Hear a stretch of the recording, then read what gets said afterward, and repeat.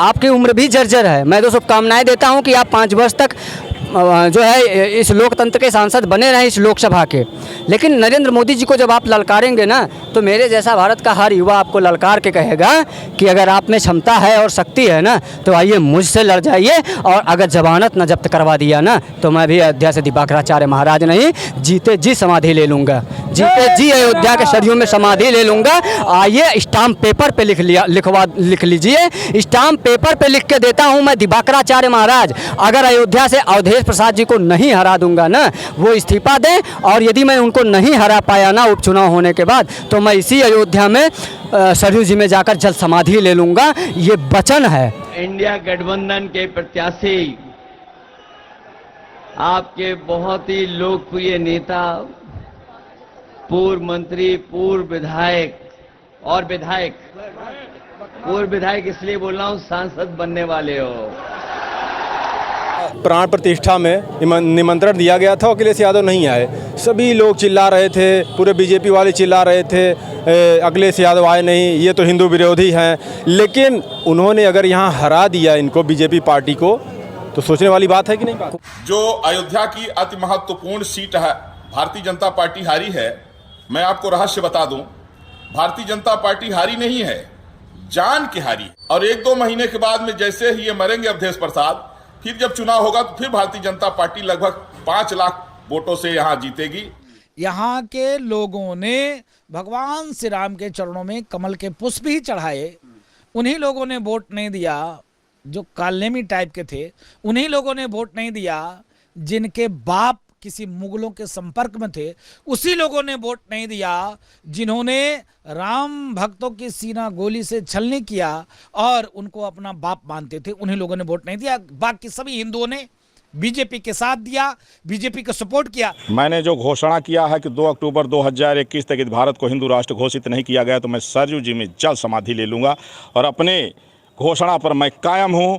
आज जो है तो हजारों साधु संत पूरे जितने तीर्थ हैं भारत के कोने कोने से यहाँ इकट्ठा हुए हमारे समर्थन में।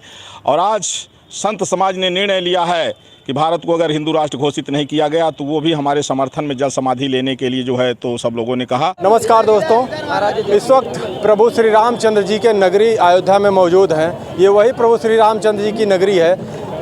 कुछ दिन पहले यहाँ पर प्रभु श्री रामचंद्र जी के प्राण प्रतिष्ठा की जाती है और उसी में अखिलेश यादव को निमंत्रण दिया जाता है। अखिलेश यादव यहाँ पर नहीं आते, काफ़ी विवाद हुआ उसको लेकर। लेकिन किसी प्रभु श्री रामचंद्र जी के नगरी से समाजवादी पार्टी और अखिलेश यादव यहीं से जीत जाते हैं। अब लोगों को बड़ा कन्फ्यूजन है कि जो भाजपा सरकार यहाँ पे प्रभु श्री रामचंद्र जी के नाम पे वोट मांगती थी, जो राम को लाए हैं हम उनको लाएंगे, तो फिर ऐसी क्या हो गई, ऐसी क्या बात हो गई कि बीजेपी यहाँ से खुद हार गई। जो कि अपना श्रेय लेना चाहती थी बीजेपी की मंदिर को हमने बनवाया है, जबकि हालांकि तो सुप्रीम कोर्ट के आदेश पर बना था मंदिर। लेकिन क्या लगता है जनता इससे कहीं ना कहीं नाराज़ है। यहाँ की जो जनता है किसी प्रकार की नाराज़गी है जो कि बीजेपी यहाँ से हार गई। पहले तो मैं पूरे भारतवासियों को प्रणाम करता हूं और मैं वो करुण क्रंदन जानता हूं जो आज भारत महसूस कर रहा है। मैंने खुद वो दर्द और वो पीड़ा महसूस किया है और निरंतर महसूस कर रहा हूं। वह समाप्त होने वाला है रविवार को, जब नरेंद्र दामोदर दास मोदी मैं ईश्वर की शपथ लेता हूं, यह पूरे विश्व में सुनाई देगा। और ये जनास्था है लोकतंत्र में जनता जनार्दन होती है और जनार्दन अपना आदेश देती है तो वह स्वीकार्य किया जाता है। और लोकतंत्र में जो चुना जाता है वो लोकतंत्र के मंदिर में जाने वाला देवता के स्वरूप में होता है, उसका सत्कार है, आदर है, सम्मान है। अभी तो बावजूद इसके कि जीत के स्वाभिमान में आइए, यह अच्छी बात है, लेकिन जीत के अहंकार में मत आइए। जिस अयोध्या ने आपको जिताया है ना, उस अयोध्या के ही जनाधार से दुनिया की सबसे बड़ी भारतीय जनता पार्टी आज भी है। और आप एक लोकसभा जीत गए तो आप इतने अहंकार में आकर कह रहे हैं कि मैं जो है नरेंद्र मोदी जी आए मेरे साथ लड़े, नरेंद्र मोदी जी हमसे डर गए। अरे महाराज, फूंक मार के पहाड़ नहीं उड़ाया करते हैं, तत्क्षण में ही समाप्त हो जाइएगा, शरीर ठंडा पड़ जाएगा। ऐसी स्थिति में आप नरेंद्र मोदी से ना लड़िए, आपकी उम्र भी जर्जर है। मैं तो शुभकामनाएं देता हूं कि आप 5 वर्ष तक जो है इस लोकतंत्र के सांसद बने रहे इस लोकसभा के। लेकिन नरेंद्र मोदी जी को जब आप ललकारेंगे ना, तो मेरे जैसा भारत का हर युवा आपको ललकार के कहेगा कि अगर आप में क्षमता है और शक्ति है ना, तो आइए मुझसे लड़ जाइए, और अगर जमानत न जब्त करवा दिया ना, तो मैं भी अयोध्या से दीपांकराचार्य महाराज नहीं, जीते जी समाधि ले लूँगा, जीते जी अयोध्या के सरयू में समाधि ले लूँगा। आइए स्टाम्प पेपर पे लिख लीजिए, स्टाम्प पेपर पे लिख के देता हूँ मैं, दीपांकराचार्य महाराज अगर अयोध्या से अवधेश प्रसाद जी को नहीं हरा दूंगा ना, वो इस्तीफा दें, और यदि मैं उनको नहीं हरा पाया ना उपचुनाव होने के बाद, तो मैं इसी अयोध्या में सरयू जी में जाकर जल समाधि ले लूँगा। ये वचन है, ये वो वचन है ना, रघुकुल रीत सदा चली आई, प्राण जाए पर वचन न जाई। अपने राजा रामचंद्र जी की कृपा मान जान के और उन्हीं के बल से अभिमान में आके यह कह रहा हूँ, अगर आप में क्षमता हो तो मोदी को ललकारना बंद करिए और इस्तीफा दे दीजिए जाकर कलेक्ट्रेट में, और आइए मुझसे लड़िए, मुझसे दीपांकराचार्य से लड़िए। जमानत जब्त करवा दूंगा, वो जमानत भी आपको उन्हीं गरीबों को मिलेगी जिन गरीबों के आस्था के साथ आपने खिलवाड़ किया ऐसे खटाखट करके। वो 25,000 रुपए उन गरीबों में ना बंटवा दिया ना, तो मैं भी दीपांकराचार्य नहीं। लेकिन देखिए, मुद्दा तो बनाया गया था मंदिर का, मुद्दा बीजेपी भरपूर लेना चाहती थी, मुद्दा लेकिन कहीं ना कहीं तो कमी रही। ये मुद्दा तब से है ना, जब भारतीय जनता पार्टी मात्र 2 सीट पर थी, ठीक है, और आज दुनिया की सबसे बड़ी पार्टी यदि है ना, तो भगवान राम की वजह से है। ये जनाधिकार उनका है, ये जनादेश, ये जो इतना बड़ा विराट स्वरूप भारत के रूप में मोदी जी के साथ दिख रहा है। आज भी मोदी जी 303 सीटों के साथ ना पूर्ण बहुमत से भी ज़्यादा शपथ लेने। कहाँ पूर्ण बहुमत है? पूर्ण बहुमत 303 सीटें आई हैं नरेंद्र मोदी जी की, और आप किसकी बात कर रहे हैं? जो मत 99 पे अटक गए, 99 पे ठंडा पड़ गए, उनकी बात आप करते हैं? ये बहुत बड़ी पार्टी हो गई क्या? और रही बात अखिलेश यादव जी की, तो अखिलेश यादव जी एक युवा नेता हैं, वो भी हमारे अपने हैं। हमें ये बात की तकलीफ नहीं है कि अखिलेश यादव जी 37-38 सीट निकाल लिए, हाँ, लेकिन अयोध्या की सीट को लेकर तकलीफ है। ये उनको हार जाना चाहिए था, बढ़िया से हारना था, अवधवासियों को लताड़ देना चाहिए था। लेकिन अवधेश पासी को अगर इतना गुमान आ गया है ना, अहंकार में आ गए हैं ना, तो फिर आए लड़के देख लें। तो ऐसा नहीं लगता कि कहीं ना कहीं अयोध्या वासियों के दिल में कुछ तो कमी रह गई, जो छवि नहीं बना पाए मोदी जी और चुनाव यहाँ से हार गए? भैया, ये मोदी जी की ही छवि है ना कि आज अयोध्या अपने आप में एक वैश्विक पहचान रखता है। किसी सांसद विधायक के नाम से थोड़ी ही जानी जाती है, राजा राम जी की वजह से जानी जाती है, राम जन्मभूमि की वजह से जानी जाती है, हनुमानगढ़ी की वजह से जानी जाती है। यहाँ अनेकों साधु संत, तपस्वी साधु संत हैं, उनकी वजह, सनातनी साथियों की वजह से जानी जाती है। अयोध्या का ये गुलजार आप दिखाओ, अयोध्या इसकी वजह से जानी जाती है। देवता हैं सबके सब, ये जो आए हैं ना, आप पता करो ये कहाँ से आए हैं, किस किस लोक से आए हैं। ये देवता हैं, देवता यहाँ आ रहे हैं महाराज। पूरी अयोध्या भरी है। 3 दिन तक लग रहा था कि अयोध्या में कोई है ही नहीं है, अयोध्या का उत्साह ही छिन गया था। पर धन्यवाद है एनडीए गठबंधन को, जो आप बोल रहे थे अभी, मैं जान रहा हूँ गठबंधन के साथ लड़ी है, तो कब नहीं लड़ी थी? लेकिन बड़ी पार्टी के रूप में समाजवादी पार्टी उभरी है। ऐसा नहीं लगता कि अब की बार हो सकता है 27 के चुनाव में भी योगी आदित्यनाथ के लिए खतरा हो जाए? कहाँ से बड़ी पार्टी के रूप में उभरी है? कहाँ से? देश से कि उत्तर प्रदेश? तो बहुत बहुत बधाई और शुभकामनाएं। अखिलेश यादव जी ने अच्छा राजनीति किया है, बहुत। मैं मानता हूं ना कि उन्होंने अपने पिताजी से भी अच्छी राजनीति की है, इस बार बहुत सुंदर राजनीति की है, इसके लिए उनको बहुत बहुत बधाई। और मैं मानता हूं कि आप इस बार जब लोकसभा के उस मंदिर में जाएंगे, लोकतंत्र के उस मंदिर में जाएंगे, तो जो आपको लगता था कि मोदी जी नहीं कर पा रहे हैं, वो चीज़ें आप ज़मीन से उठाएंगे, और जब ये चीज़ें आप करेंगे तो समाज देखेगी कि आप कितने अच्छे विकास पुरुष हैं। राम मंदिर का इतना डंका बजाया गया, और जब इनको दिया गया था प्राण प्रतिष्ठा में निमंत्रण दिया गया था, अखिलेश यादव नहीं आए। सभी लोग चिल्ला रहे थे, पूरे बीजेपी वाले चिल्ला रहे थे, अखिलेश यादव आए नहीं, ये तो हिंदू विरोधी हैं। लेकिन उन्होंने अगर यहाँ हरा दिया इनको, बीजेपी पार्टी को, तो सोचने वाली बात है कि नहीं? कोई आए या ना आए, देखिए हम भारतीय हैं और हमारा जीवन राम से ही शुरू होता है और राम पे ही समाप्त हो जाता है। जिस दिन शरीर ठंडा हो जाएगा, पीछे से एक ही नारा गुंजायमान होगा, राम नाम, राम नाम। देखिए ये तो सबको पता है। 1 मिनट, देखिए आप मोदी जी की बात किए, मोदी जी बनारस में 1.5 लाख वोट से हारे हुए हैं, 1.5 लाख वोट से जीते हुए हैं। उनसे कहीं ज़्यादा 5-5 लाख वोटों से तो उनके जो छोटे मोटे हैं सांसद वो जीत गए हैं, तो ऐसा नहीं लगता? अमित शाह जी कितने वोट से जीते? प्रधानमंत्री मोदी अमित शाह जी कितने वोट से 7 लाख कुछ वोट से। 7 लाख वोट से तो कौन किससे ज्यादा जीता? असम में एक कांग्रेस का कोई सांसद अमित है। शाह की बात कर रहे हैं आप, कोई किसी सांसद की बात कर रहे हैं जिसकी नाम ही नहीं जानते हैं आप? किसी सांसद देखिए, की बात हम कर रहे हैं आप? बता देंगे उनका नाम। मोदी जी 1.5 लाख वोटों से एक विराट रकीबुल हसन 1 मिलियन प्लस वोटों से जीते हैं। एक विराट जनादेश के साथ 1 प्लस मतलब 1 मिलियन 1 मिलियन हो चाहे वो 2 मिलियन हो, कहाँ से जीते हैं? तो ऐसा नहीं लगता कि भाजपा की छवि धीरे धीरे अभी धूमिल की जा रही है? भारतीय जनता पार्टी की कोई कहीं छवि धूमिल नहीं हुई है। भारतीय जनता पार्टी पूर्ण बहुमत के साथ नरेंद्र मोदी जी कहाँ शपथ पूर्ण बहुमत है महाराज? वो मोल भाव की सरकार बना रहे हैं, नीतीश कुमार को ला रहे हैं, उसमें नायडू को उसमें आए हैं। नीतीश कुमार जी कब आए हैं भारतीय जनता पार्टी में? अरे अभी आए ना। मुझे प्रवक्ता बना के रख दिया एकदम राजनीति का। राजनीति तो राम मंदिर पे शुरू से हुआ स्वामी जी। राम मंदिर पर राजनीति का विषय नहीं था, नहीं है, बिल्कुल नहीं, लेकिन किया गया। अभी तक तो पूरा विपक्ष यही कह रहा था राम मंदिर राजनीति का विषय, अब उसको राजनीतिक विषय बता रहे हो, मतलब हद है ओछेपना की। अगर हमारी बात सुनिए, अगर राजनीति के विषय नहीं था तो अमित शाह बड़े मंच से कहते हैं समाज के बीच में, जनता के बीच में कि आप लोग एक बार फिर बीजेपी की सरकार बनाइए, हम फ्री में आपको रामलला के दर्शन करवाएंगे। बीच में क्यों आया? राजनीति तो किया गया है। वो बस इतना ही कहे रामलला के दर्शन करवाएंगे, तो काशी मथुरा का कौन दर्शन करवाएगा? हैं बताइए ना। 40,000 मस्जिदों को मंदिरों को जिनको टोपी पहना दिया गया है, उसका दर्शन कौन करवाएगा?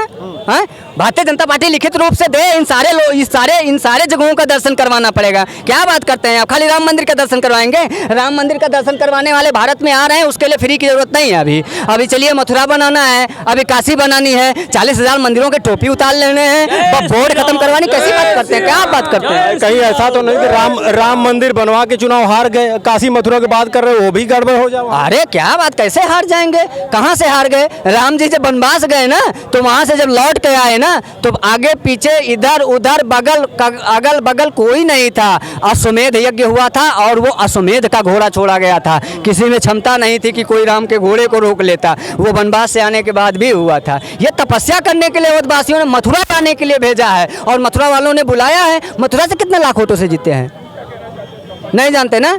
मथुरा वालों ने बुलाया है कि सारे राष्ट्रवादी लोग यहाँ हो, सारे बाबा जो लड़ने के लिए अपना घर त्याग दिए हो, वो साधु संत जो राम को मानते हैं, कृष्ण को मानते हैं, राष्ट्र को मानते हैं, संस्कृति को मानते हैं, अब मथुरा को भी समारो। मथुरा भी उपेक्षा। यहाँ की जनता क्यों नहीं सपोर्ट किया बीजेपी? की जनता जनार्दन है, ये जनता थोड़ी ना है। हर जगह की जनता जनार्दन नहीं, ये वैसे भी ये राम जी के राम हैं, ये राम जी के राम हैं, राम जी को दिशा निर्देशित करने वाले राम हैं। ये क्या ऐसा नहीं लगता कि जो जनता है वो इन सब उलझनों में, मंदिर मस्जिद इन सब उलझनों में नहीं पड़ना चाहती? उसको रोजगार कितना मिला?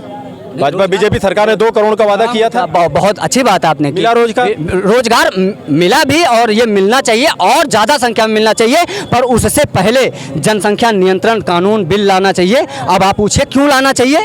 2014 में प्रधानमंत्री जी जब राजनीतिक भाषण देते थे ना, तब वो कहते थे मेरे 125 करोड़ देशवासियों, पर आज जब प्रधानमंत्री भाषण देते हैं ना, तो वो कहते हैं मेरे 140 करोड़ देशवासियों। मतलब आप क्या समझते हैं 10 साल में कांग्रेस ने कितने करोड़ भारतीयों को रोजगार दिया है? तो मोदी जी कहां से दे पाते? अरे ये 10 साल की जनसंख्या विस्फोट है महाराज। सीधे ये 25 करोड़ बढ़ रहे हैं। आज दुनिया की सबसे बड़ी आबादी वाला देश है। जब से ले तरस जाएंगे। अभी आपको नौकरी खोज रहे हैं माइक लेके। अगर कांग्रेस नहीं दे पाई, अगर कांग्रेस नहीं दे पाई, जनसंख्या नियंत्रण का सपोर्ट करिए। शांत रहिए। अगर कांग्रेस उत्साह है, मैं जानता हूँ। अगर कांग्रेस नहीं दे पाई तो इसीलिए तो भाजपा को लोग लाए थे। किसके लिए? जब कांग्रेस नहीं, आपने कांग्रेस की बात की, कांग्रेस ने कहा दिया लाए हैं, इसीलिए तो 400 पार चाहिए था ना।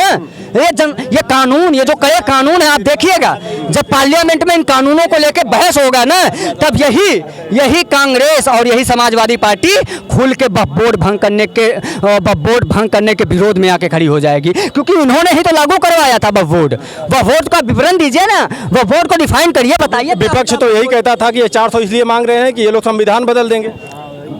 संविधान नहीं, बल्कि संविधान में वो जो कानून हैं जिनको डॉक्टर बाबा भीमराव अंबेडकर की अवमानना की गई, संविधान की अवहेलना की गई, उन कानूनों को ना लागू करके भारतीयों के जो हित में था, जो उनके न्याय के अधिकारों के लिए लड़ता था, वो कानून लागू किया जाता 400 पार करने के बाद। लेकिन फिर भी जैसे मोदी जी ने कहा है जब एनडीए मीटिंग के दौरान अभी एक दिन पहले कि भारत पुनः उसी प्रकार से कड़े निर्णय लेगा, भारतवासी तैयार है, तो मुझे विश्वास है कि वो सारे वादे जो भारतीय जनता पार्टी ने कहे हैं वो जनता को पूरे करके दिखाएंगे। जनसंख्या नियंत्रण भी लागू जो विपक्ष यानी जो विपक्ष आरोप लगाता था संविधान बदलने की, वो सही बात है।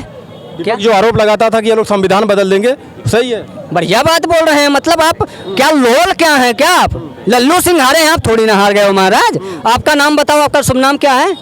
सुनील। अरे भैया सुनील, आप क्या बात कर रहे हैं यार? ये भी संविधान है बदलने की बात, यही चीज है। विपक्ष के सवाल है, विपक्ष के सवाल। ये तो आपका सवाल। विपक्ष तो आरोप लगाए इसी पर तो चुनाव जीत गए।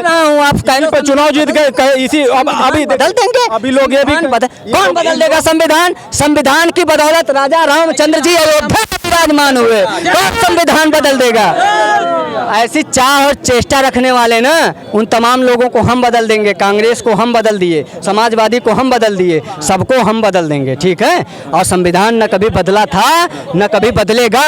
और संविधान में जो भारतीय नागरिकों के न्याय में है चीजें, जो कानून और संविधान लागू किए चाहिए थे, अभी तक जो नियम लागू किए जाने चाहिए थे, संविधान में जो निहित हैं, लिखित हैं, उसको लागू करें मोदी जी। वो लागू नहीं है, निवेदन करना चाहता हूं। लागू नहीं है। अच्छा, जनसंख्या नियंत्रण नहीं लाना चाहिए हैं? वोट नहीं खत्म करना चाहिए। कॉमन सिविल सामान्य नागरिक संहिता नहीं लाना चाहिए। आप विशेषाधिकार दिए हैं, आपको अगर विशेषाधिकार देना है तो जिस आरक्षण के नाम पे नृत्य कर रहे थे पूरे भारत में, अखिलेश यादव जी एक बार कह दें कि मुस्लिमों को जो विशेषाधिकार दिया जा रहा है, विशेष आरक्षण दिया जा रहा है, उसको समाप्त करके गरीबों को दिया जाएगा, दलितों को दिया जाएगा, हमारे हिंदू भाइयों को दिया जाएगा। हिंदू भाई चुनाव प्रचार में कितने मुद्दों की बात की गई बताइए? रोजगार पे बात की गई, शिक्षा पे बात की गई, ये सब पे बात की गई। मोदी जी गाय की बात करते थे, हिंदू मुस्लिम की बात करते थे, मंगलसूत्र की बात करते थे। बीजेपी आएगी तो आपका राम मंदिर पे ताला लगवा देगी। अब मोदी जी फिर प्रधानमंत्री बन रहे हैं, न राम मंदिर में ताला लग रहा है, न मंगलसूत्र किसी का छीना जाएगा। तो रहते लोगों को कांग्रेस आएगी तो ताला लगा देगी। बिल्कुल लगा देती। जो कांग्रेस सीधे तौर पर राम को नकार दी, जो आपके पीएम बोल रहे थे कोई नहीं प्रधानमंत्री लगाएगा। अरे यार, जब जो कांग्रेस राम को नकार दिया, जिस कांग्रेस ने ये कहा कि राम है ही नहीं अस्तित्व में, जिस कांग्रेस ने ये कहा कि राम सेतु नहीं है, उस कांग्रेस की आप विश्वास करते हो कि वो राम के साथ है क्या? जब इतना विरोध करती थी कांग्रेस, तो फिर कैसे यहाँ से सपा निकाल लिया? सुनील जी, आप कह रहे हैं, इन्होंने कहा कि मैं जातीय जनगणना कराऊंगा। कमी कहाँ से हुई? जातीय जनगणना ये बताइए, चलिए। जातीय हम रिपोर्टिंग करते हैं, आप दीजिए मुझे। नहीं, मैं रिपोर्टिंग करूंगा। एक सवाल का जवाब नहीं दे पाओगे, एक सवाल का जवाब नहीं। कमी कहाँ से रह गई? कमी कहाँ से रह गई? पार्टी स्तर से मैं बात करने नहीं आया, पार्टी स्तर से मत बात करिएगा मुझे। एक हिंदू, एक साधु, एक सनातनी, एक राष्ट्रवादी और सबसे एक भारतीय समाज के बात करना, ठीक है? तुम्हारा जो भी माइक होगा, एक भारतीय समाज के बात करना। कमी कहाँ रह गई? इतना प्रोपेगेंडा फैलाने के बाद भी भाजपा यहाँ से हार गई। 303 सीटों से मेरे भैया, मेरे पत्रकार महोदय, 303 सीटों से भारतीय जनता पार्टी दुनिया की सबसे बड़ी पार्टी है। दुनिया के सबसे लोकतांत्रिक देश के दुनिया के सबसे बड़ी पार्टी का नेता है नरेंद्र दामोदर दास मोदी, और दुनिया का सबसे लोकप्रिय नेता है। और ये माइक लेके घूमने से लोकप्रियता नहीं बढ़ेगी। पूर्ण बहुमत लेके घूमने से लोकप्रियता, माइक की बैटरी समाप्त हो, पूर्ण बहुमत नहीं मिला। यही है भैया, यही है। देखिए, जब इनसे सवाल करो तो ये जय श्री राम के नारे लगाते। बाबा जी भैया चले गए यहाँ से। अब भैया बाबा जी से क्या बात करें हम? बाकी आप सभी लोग बाबा जी की बातों से कितने सहमत हैं, इस पर कमेंट जरूर दीजिएगा। धन्यवाद।